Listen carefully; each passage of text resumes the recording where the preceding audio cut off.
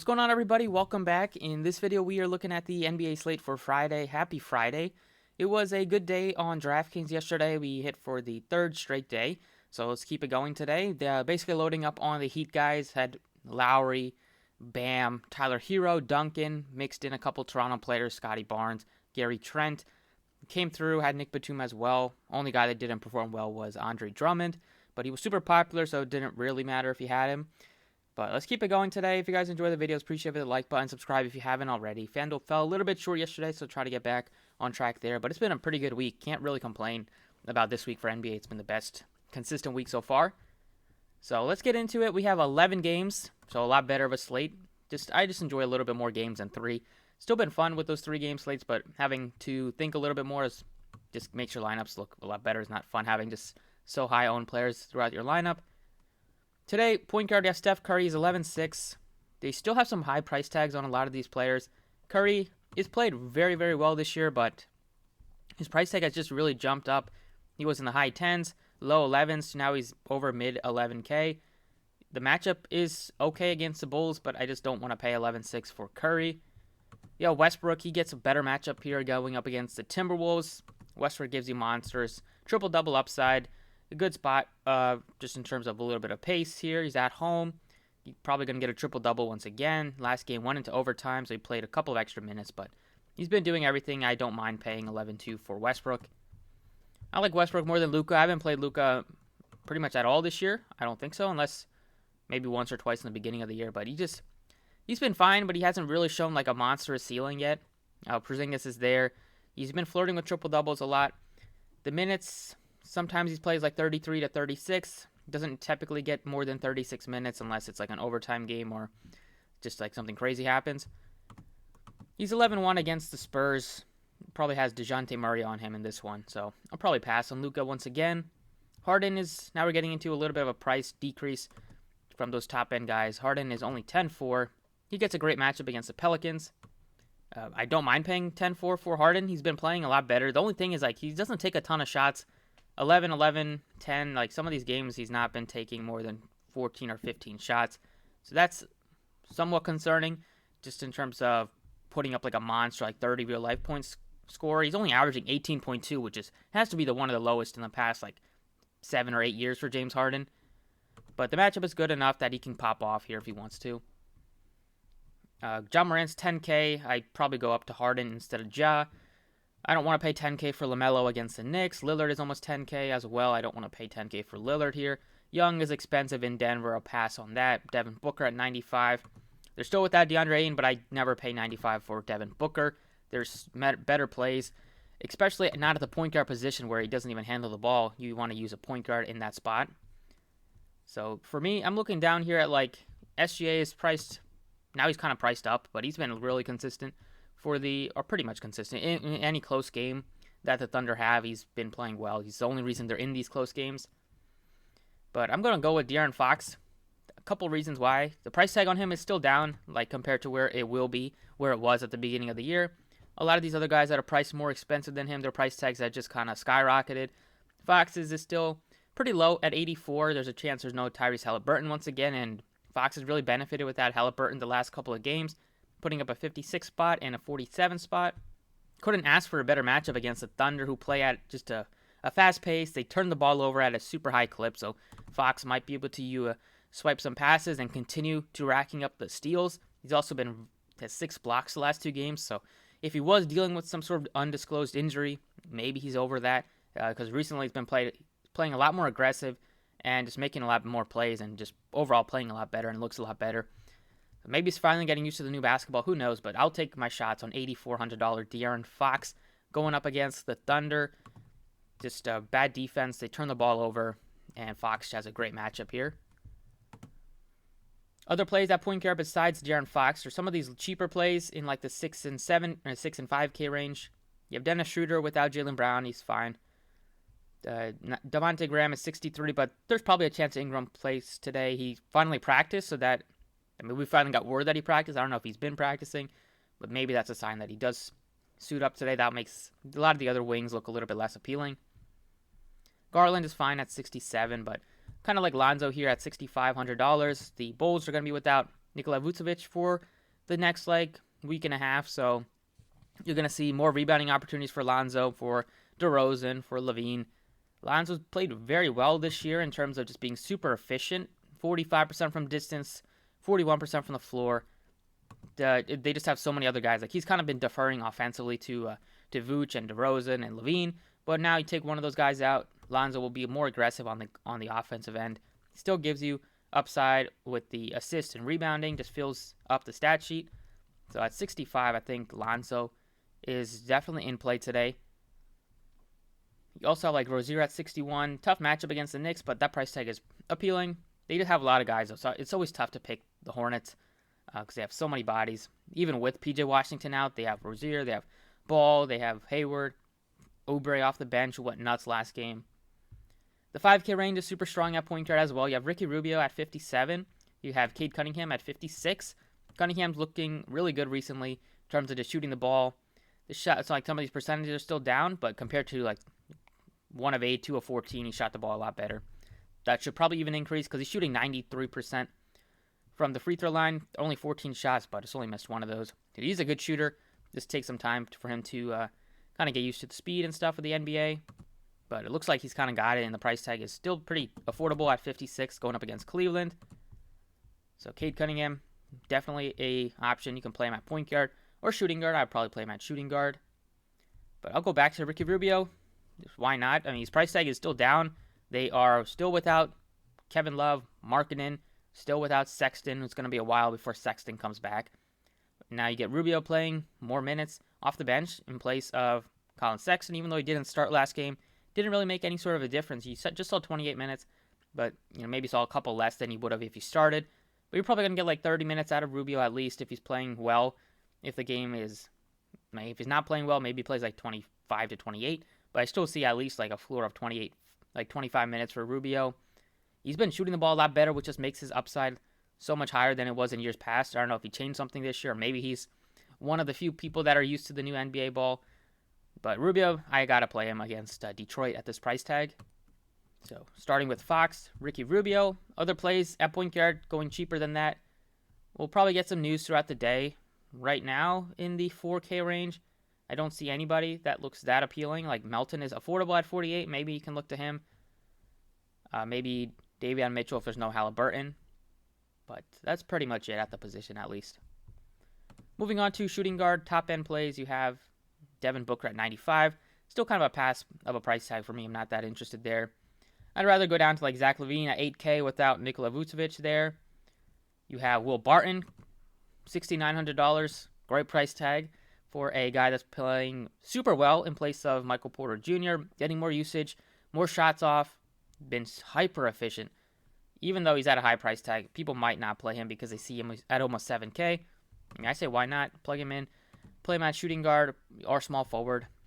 I'll probably put him in at small forward for now, as we've kind of finished looking at shooting guard. So I like Barton. There's not that many other guys here. You have LaVine, you have maybe Anthony Edwards.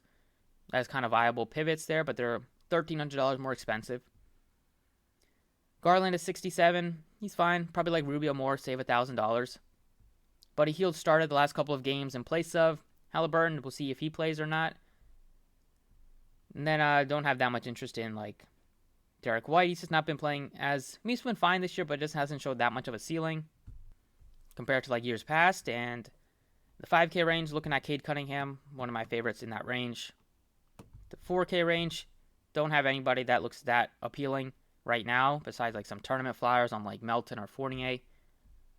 And then the Pistons are without Kelly Olynyk, so that might make some guys look a little bit better off the bench, especially Trey Lyles, who's only $3,200.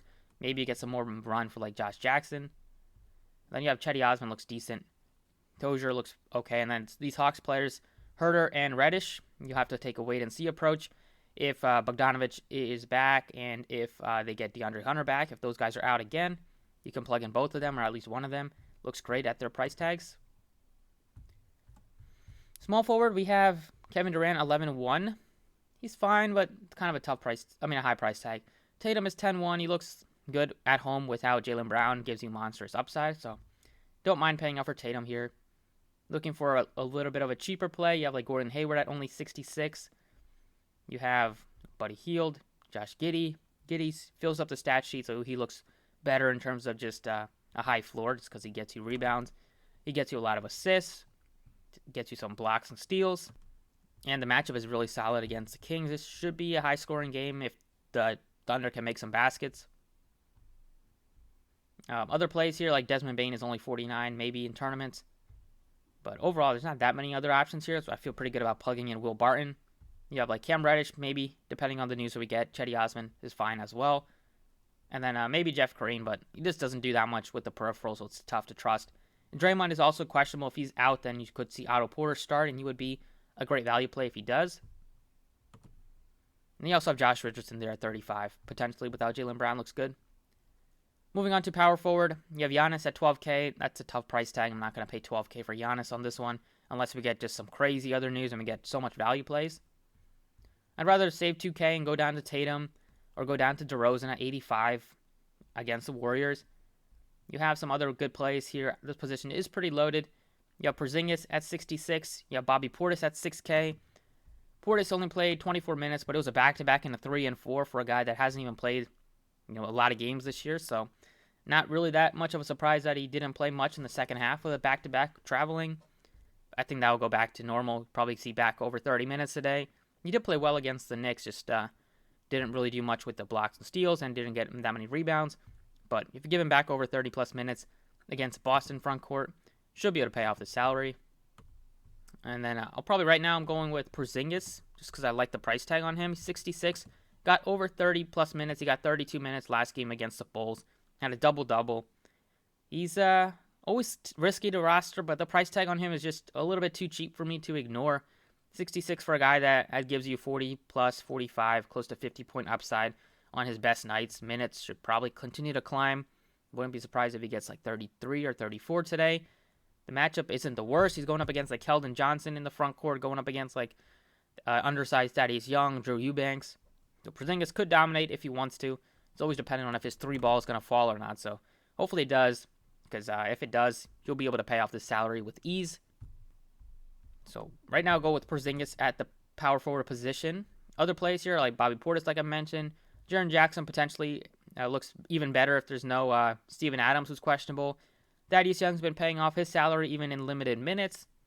And then you have Kaminsky, went off the bench once again. $5,500, $8 is doubtful. And then Covington, if there's no Norman Powell, looks better at 42. And that's like Otto Porter if there's no Draymond. And that's basically it. Moving on to center, top-end plays. You have Giannis and Jokic. Probably like Jokic more than Giannis today. Gets a good matchup. He's back. Maybe he has, wants to try to get back at the NBA for suspending him that day. But overall, he's been just the best player in the NBA this year in terms of fantasy. Nobody can even match the sort of production that he's done. Not even Giannis. He's averaging 56.7, and Giannis is averaging 56.2 in 32 minutes, 32 and a half minutes. And look at Jokic, he's averaging 56.7 in 31 and a half. So Giannis is close there, but Jokic is still averaging more, even in given a 1 minute less per game average. But he plays big minutes in close games. One game he got hurt at halftime, so he didn't return. And then last game he got ejected, but that was with the game almost over. But it cost him probably a couple minutes at the end. But I like Jokic more than Giannis today. You have Cat against the Lakers, fine. Davis against Cat looks good as well. Valanciunas 93. If Brandon Ingram is back, that's a little bit tough of a price tag. I know he still can crush, but 93 if there's Ingram is back, it's probably something I won't do. Christian Wood is 9K. That's a tough price tag for me to get to. I don't mind going right back to Jared Allen. He's just played so many minutes. He's solid. Good spot against Detroit. They turned the ball over, so Allen can rack up some steals, maybe some blocks as well. He's playing 38 minutes in any sort of close game, 38 to 40 minutes. Gives you huge upside. He's not going to be super popular with there being just so many options, but getting a team that is just low on bodies right now, Jared Allen, Rubio look like good plays. And then last but not least, in place of Nikola Vucevic, you'll probably expect Tony Bradley to start. He's a min-price 3K if he starts, the best value play on the slate. Centers are usually always easy value plays unless they foul like crazy. But if they're starting and you get an uptick in minutes, low 20s, maybe mid-20s for Bradley, should be able to pay off. He was decent for the Sixers last year, and he was decent for the Jazz years prior. And that's about it for the DraftKings first look at the core plays for today. Let's talk about FanDuel. All right, over on FanDuel, we probably have a lot more players in play today.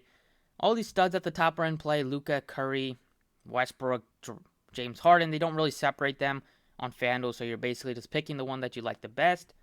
I'll probably go with Westbrook as my favorite, then Curry, then probably Luka, then Harden. DeJounte is not somebody I'm going to get to today when you have just all these other guys priced right above him by a little bit. Then you have a lot of other cheaper plays here. So Damian Lillard been putting up like 40 pretty much regularly recently, at least. He's fine at 85 against Houston.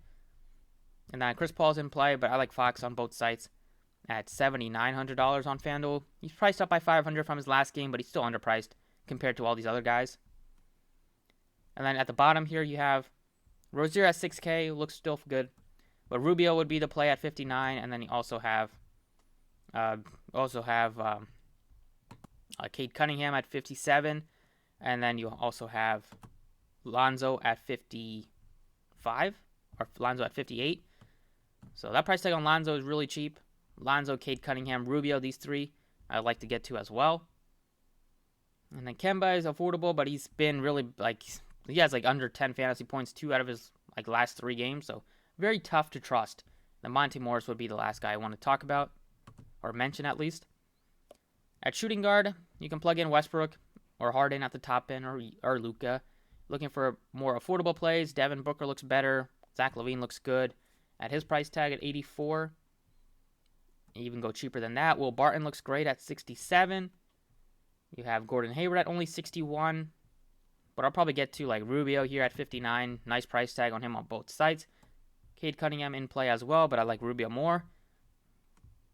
And then Wiggins finally had a good game. No surprise that it was against his former teammate, Karl-Anthony Towns. Probably could have thought about that a little bit more.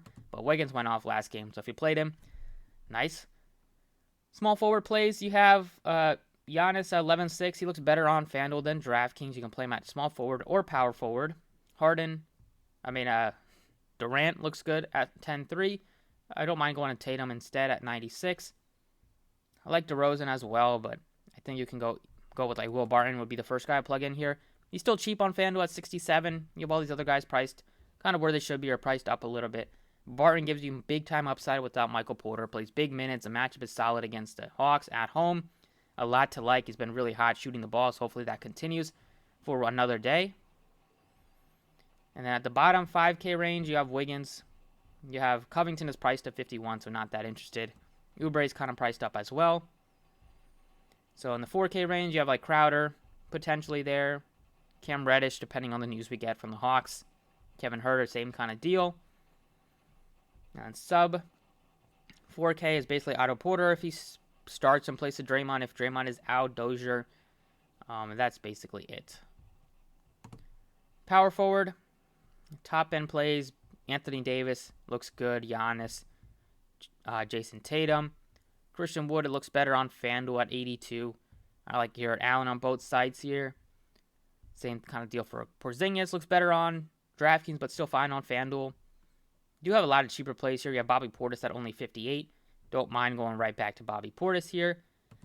Good spot against Boston. He's always been able to have success against their front court. A little bit of a different story this year with Horford and Williams in the paint, but that just means probably get more minutes for Bobby Portis is to deal with the bigs that they have out there, even though they kind of split some time.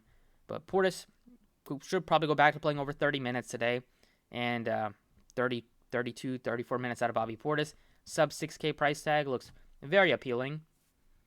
Kaminsky, another guy to mention, and then that's basically it here, except for Tony Bradley, but he's 3K is a lot different than $4,400. And then last but not least, at center, you have Jokic, who I like, Davis. The top two look really good. You can go a little bit cheaper with Towns or Randall. I probably prefer, Randall's been really more consistent, but Towns gives you huge upside. Valanciunas 86 looks better than he does on DraftKings. Wood looks a lot better than he does on DraftKings. I like Jared Allen on both sides. And then you have a very nice price tag on Clint Capella at 64. So if the Hawks are shorthanded again, Capella looks pretty good. The minutes will be there will be even more secure. Sometimes if he's in foul trouble or something like that, or they just have so many other guys when they're all healthy that they just go with the hot hand. But against Jokic, you'd expect Capella to be the best bet to slow him down. And then Mobley's at a good price tag as well at 68. Right now, I'm just going with back to Jared Allen. I like Allen. He gives you 50-point upside. I don't think he'll be super popular today, which is good for me, which is fine with me. And the matchup isn't bad at all against Detroit at home. Going with these 5 leaves you with $6,500 left, so still plenty to pay up for some other spots. But that's about it. I'll post my prize picks, props, and updates on Twitter as we get closer to lock. It's at the DFS process if you want to check it out. Thank you for watching. Best of luck tonight, and I'll see you all next time.